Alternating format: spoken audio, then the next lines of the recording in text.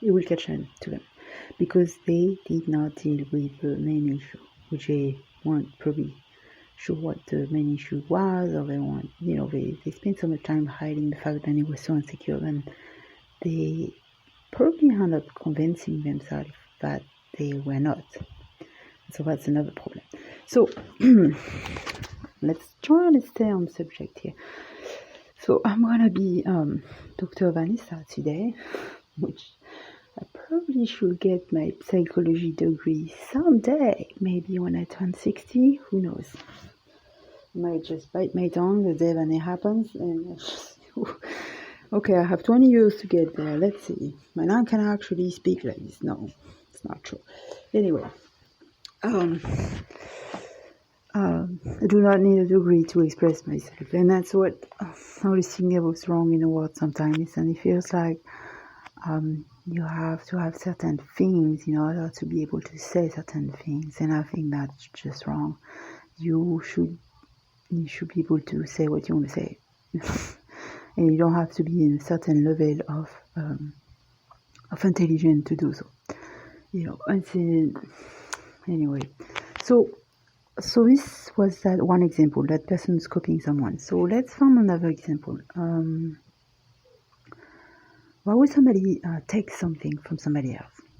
They're taking it, but the other person doesn't know they did. Maybe they use somebody else to take the stuff. So why they stay friends with them or not, but the other person is not aware of it. So they're taking stuff in order to feel better, to feel more powerful, because now they have stuff of the person that they envy the most, and that brings them a feeling of maybe satisfaction. Yeah, let's say this is it, satisfaction. And so let's say somebody is looking for a feeling of contentment. Let's say someone is not content with their life, and they say, how can I get a feeling of contentment? So what is contentment? Contentment, just as it's described when I started here, is having everything in place, but it's not necessarily in perfect order, but it seems to be in perfect order for you. So it works for you.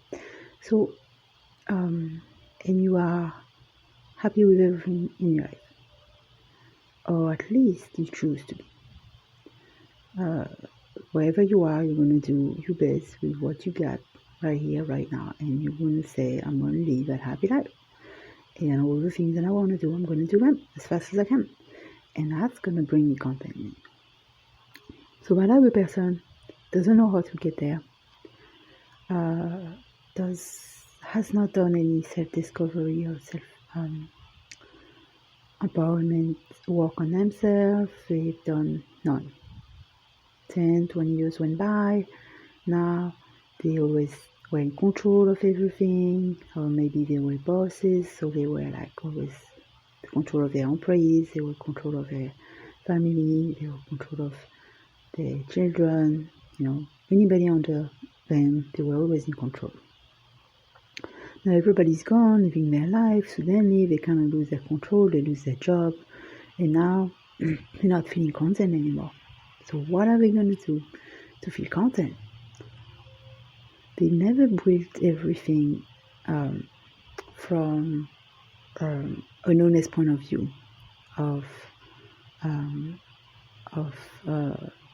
just a natural development of things without having to control another human being. So for them, getting contentment of themselves without having the control of others, of the approval of others, is going to be an extreme challenge.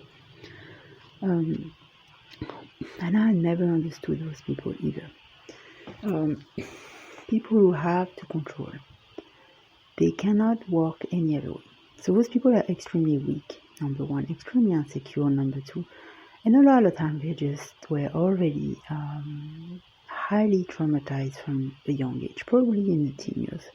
So somehow one day they got into a power position, and they got so much feeling of, belonging, all of these feelings, contentment, belonging, satisfaction, power, all of this, all at once, and something that they never had. And ever since it happened, they said, I'm never going to lose it. So that's probably what happened. And so they go on years and years, and it works. It works for them. But when there's nobody else to control, or suddenly they need to look for new sources. Somehow they need to control something. It's not going to work otherwise. So what they're going to do? There's nobody else to control, and nobody else to put down. But we're going to go any place possible where they might be able to get some kind of control. So they're probably going to start by, offering this service, or offering to be a volunteer somewhere, or look for vulnerable population, and that's probably where they're going to find their feet. And then they're going to say, oh wow, maybe I get money, I don't have problem with money, so maybe if I just throw a little bit of money here, I may be able to have even more power. So that's how they're going to walk themselves towards getting that contentment feeling. But if they wanted to have that without having to use power and control, what could they do after not having dealt with their issue? Is it possible? So is it possible for them to ask that question to yourself, if you're listening right now, or if you might be listening in the future? Ask yourself, or whoever you know when it's like this, ask yourself, what can they do? Is there actually something that they can do? I'm asking that same question. I think about people's, thought all the time. I'm a human being. I always think about, why are we doing that? Why? Isn't there a better way? I always wish, healing upon others. And when I say healing, I not say enlightenment. And you go to the star and grab a star and keep it. No, I'm saying, then you feel better. Then you clean up your wants. That you, forget everybody and just move on. And be happy with yourself. Be happy with what you get. So, what could they do? What could they do is then they could start by figuring out why they need to control anybody or anyone. It could be a dog, it could be a cat, it could be, absolutely anything. Anything that is moving, basically. So the first thing they could do is seek for help, I think. That would be a good way to admit. It's like an alcoholic or a drug addict to say, I am an alcoholic or I am a drug addict. So we say, I am a control freak. I have a problem. And I have used my power or my money or manipulation to get the things that I want, such as satisfaction and contentment. So that would be the first step. It's kind of, just start admitting that and then work towards the feeling of being able to live without having to control another human being. It's just like taking object from a hoarder. I've watched so many hoarder shows. I get addicted to it. I was watching hundreds of episodes. Why? Because I came to a time in my life for maybe a year when I started collecting stuff as a feeling of just a good feeling, something that I needed to feel good. And I was getting attached with stuff. But at least each month or every 2 months I was able to get rid of them, and then I'll get more stuff. And until after a year or two, I decided that that's enough. Actually, it wasn't just a year, probably 3 years. I was a hoarder, and I would just drive to like the end of a yard sale or the end of a garage sale after the weekend, or sometime when you just started. There would always be things that you have to pay, but things that they just want to get rid of. So I had my car, and I would just pile up the stuff. And of course, where I was filled up back then, so it was clean, it was rich area, and so stuff was pretty good. I mean, I was like, wow, I hit the jackpot. So that's what I was doing on weekends. Not all the time. I was doing tons of other things like going on trails and working out and exercising and going to 6 classes of yoga and 2 classes Zumba per week. I did that for over 2 years. So many different things. But during a period of despair, or a period of need, I was a hoarder. So to a point that when it wasn't clean or it wasn't like needed, where my car was filled up, and I'd be driving by and see something, I had to stop. I had to stop and I had to take it. And sometimes it was even filthy. And I would not see that. I would try to take the least filthy thing, but I would not see that. I would see as I'm going to miss on something.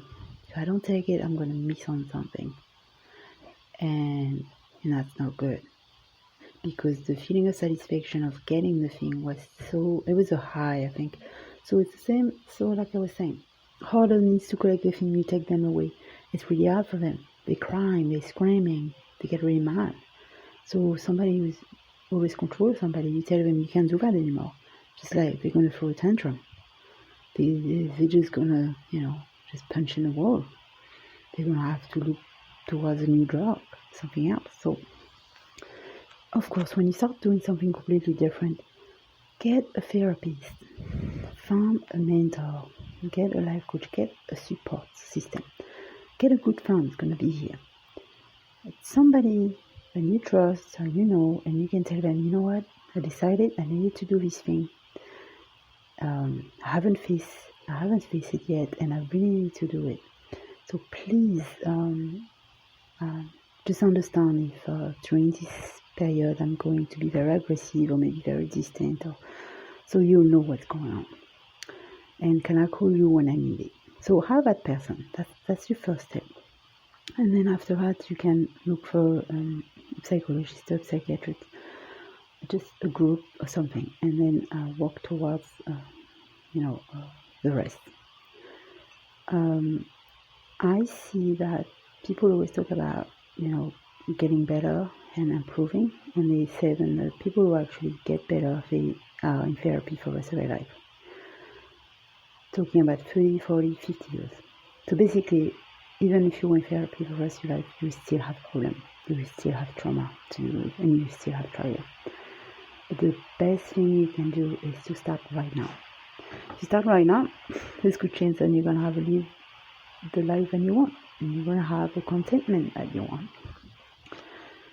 Because isn't it the worst feeling to not feeling content and not feeling good and just feel like something is missing in your life? That's the worst feeling. Nobody wants that. Feeling like you don't belong, feeling like you're an outcast, or feeling like you're going to be rejected. Nobody wants that. I've been there. I had that feeling all the time. Sure, that wasn't part of my personality. But after being, down on my luck, too stressed, started to be addicted with alcohol, bad relationship, hearing people saying it's your fault, I started to think it's my fault. So, and I started acting like a different person. And then I just started to feel rejected. A lot of people feel that way. Start feeling rejected because you're feeling small. When you're feeling small, things don't go your way. You can't reach people, you can't talk, you can't make friends, and you can't go anywhere basically. You can't do anything. It's really hard. So it's hard for people who have zero self-esteem.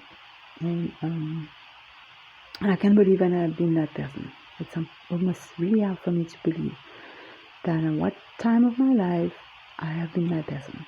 And my self-esteem was so low, but I thought I was at the same level as a prostitute on the street. I mean, that's ridiculous when I think back. But that's how I felt. I thought that I was treated like an immigrant. because